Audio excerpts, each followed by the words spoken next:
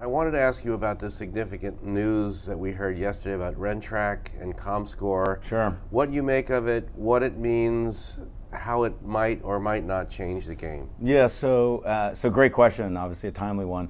I think on first blush, you automatically say, great, do we finally have a formidable competitor to Nielsen?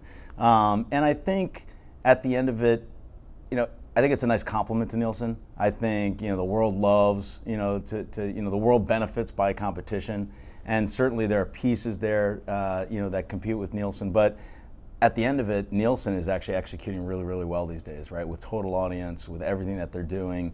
So I would say the news is great for the industry. I'm not necessarily confident that it creates a viable competitor against Nielsen, but I think it will keep them honest, and I actually think it's great for the industry. So in terms of data and analytics, are you happy with where things are, or are there some issues or some holes that need to be filled? Well, as it relates to data and analytics, it's funny. I was speaking on a panel yesterday at Adweek, and I talked about data analytics as like it's the drunk guy leaning against the lamppost. He's using it more for support than illumination. And that's what, in our industry, is the same way, right? People are using data to support their own objectives, not necessarily illuminating, it for the industry, where it's providing necessary ROI and influencing more intelligence around it. So there's mass fragmentation in the digital market. There's so many different data players.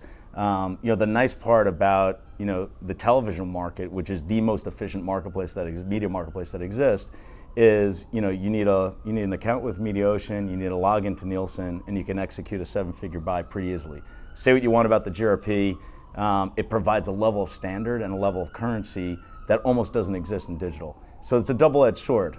Obviously you can measure everything to lead or sale. There's viewability, there's fraud. You can measure all this, but there's so much fragmentation as it relates to data that it's a double-edged sword. Sometimes it actually makes things worse.